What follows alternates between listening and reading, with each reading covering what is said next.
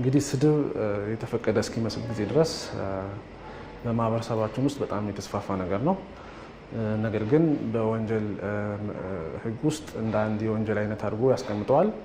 በተለይ በአንቀጽ 615 ላይ በክብር ላይ ከሚፈጸሙ ወንጀሎች መካከል ላይ አንዱ አድርጎ ነው የሚያስቀምጠው። 615 ላይ የሚለው ምንድነው? ማንኛውም ሰው ተበዳዩን በቀጥታ በመናገር በአሽሙር ስድብ፣ ክብሩን መንካት፣ በምልክት ወይም በሌላ በማናቸውም ሁኔታ ካዋረደ ተበዳዩ ክስ ከመሰረተ የወንጀል ተጠያቂነትን ያስከትላል። ስለዚህ ተበዳዩ ግን ራሱ ክስ መመስረት አለበት ማለት ነው።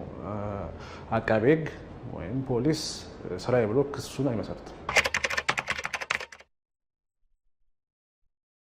ከባድ ስድብ ብለን ልናስቀምጥ የምንችለው የወንጀል ሕጉን 619 የተመለከተ እንደሆነ የስድብ ወንጀሉ የተፈጸመው ግዴታውን በማከናወን ላይ ያለ የመንግስት ሰራተኛ ላይ ከሆነ ወይም ከመንግስት ስራው ጋር ወይም ከመንግስት ተግባር ጋር የተያያዘ መንገድ ላይ ባለ ሰው ወይ ግለሰብ ላይ ከሆነ ያ ስድብ እንደ ከባድ የስድብ አይነት አድርጎ ያስቀምጠዋል። ቅጣቱም ትንሽ ከፍ ይላል።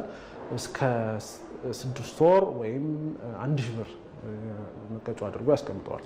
ቀላል የምንለው የስድብ አይነት አለ። 3 ነገሮችን ያካትታል በመሰረቱ። አንደኛው ተሳዳቢው ራሱ ስለ ስድቡ ስለ ነገሩ የማያውቅ ከሆነ፣ ሌላው ስድቡ ካልተሰራጨ ወይም ከሰዳቢውና ከተሰዳቢው ውጪ ሌላ ሰው ካልተረዳው ቅጣቱ ቀላል ሊሆን ይችላል። የቀላል ስድብ አይነት እስከ 3 ወር የሚያስቀጣ ቢሆንም በተግባር የምናየው ብዙ ጊዜ በገንዘብ ቅጣት ነው። እስከ 300 ብር በመቀጣት መዝገቦች ሲዘጉ ነው የምናየው። መሬት ላይ ያለው ተግባር ያንን ነው የሚመለከተው የሚያሳየው።